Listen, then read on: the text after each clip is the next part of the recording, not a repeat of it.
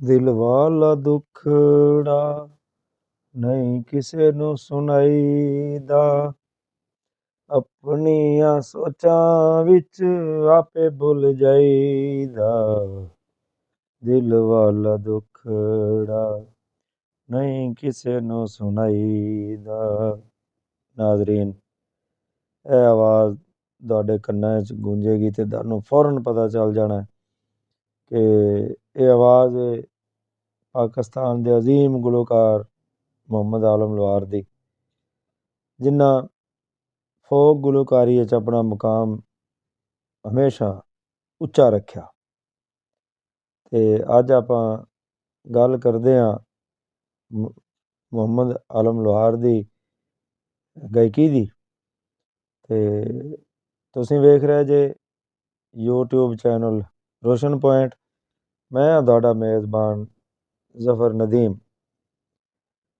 ਤੇ ਗੱਲ ਇਵੇਂ ਕਰੀਏ, ਲੰਬੇ ਬਾਲ, ਸ਼ਲਵਾਰ ਕਮੀਜ਼, ਠੇਠ ਪੰਜਾਬੀ ਲਹਿਜਾ, ਦਿਹਾਤੀ ਢੇਲ ਢੋਲ, ਬੇਸਾਖਤਾ ਅੰਦਾਜ਼, ਹਰ ਦੂਸਰੀ ਤੀਸਰੀ ਗੱਲ ਤੇ ਖੁੱਲ੍ਹ ਖੁਲਾ ਕੇ ਹੱਸਣਾ ਤੇ ਨਾਲ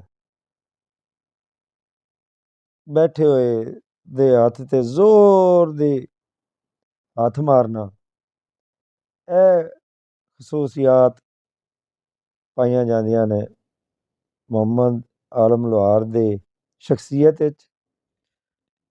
ਨਹਾਇਤ ਸਾਦਾ, ਬਿਲਕੁਲ ਸਾਦਾ ਸ਼ਖਸ ਵਲੈਤੀ ਏਅਰਪੋਰਟ ਤੇ ਜਦੋਂ ਉਤਰਿਆ ਤੇ ਸਾਰਾ ਜ਼ਮਾਨਾ ਉਹਨੂੰ ਵੇਖਣ ਵਾਲਾ।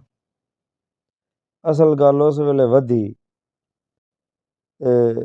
ਜਦੋਂ ਮੇਲਾ ਲੱਗਿਆ, ਪ੍ਰੋਗਰਾਮ ਸ਼ੁਰੂ ਹੋਇਆ।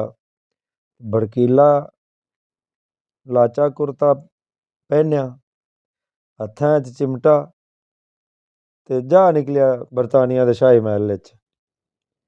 ਤੇ ਇੰਤਜ਼ਾਰ ਕੌਣ ਕਰ ਰਿਹਾ ਸੀ? ਮਲਕਾ ਐਲਿਜ਼ਬeth।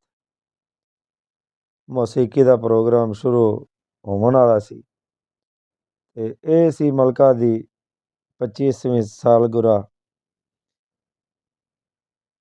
ਦੀ ਖੁਸ਼ੀ 'ਚ ਰੱਖਿਆ ਗਿਆ ਪ੍ਰੋਗਰਾਮ। ਤੇ ਖਸੂਸੀ ਦਾਵਤ ਪਾਕਿਸਤਾਨ ਦੇ ਲੋਕ ਫਨਕਾਰਾਂ ਨੂੰ ਦਿੱਤੀ ਗਈ।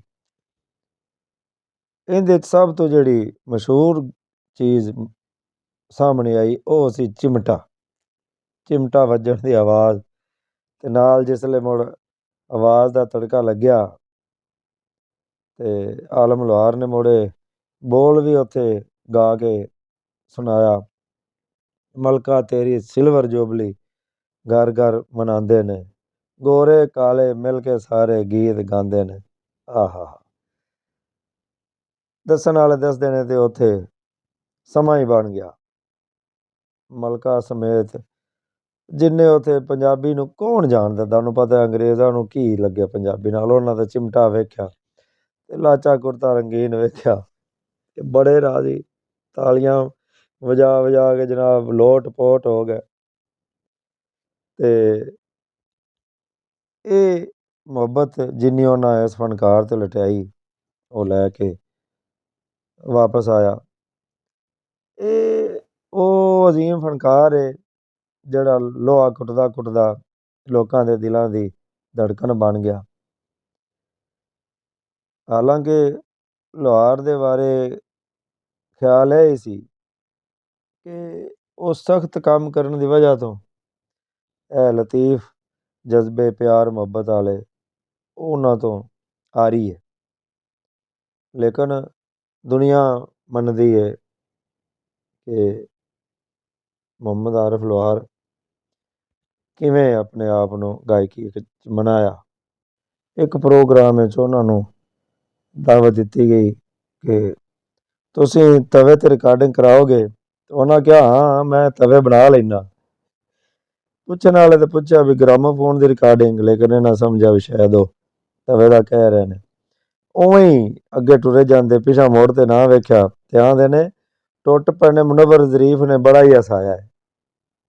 ਤੇ ਇਹ ਉਹਨਾਂ ਦੀ ਸ਼ਖਸੀਅਤ ਹੈ। अल्लाह करी के रहमत करे।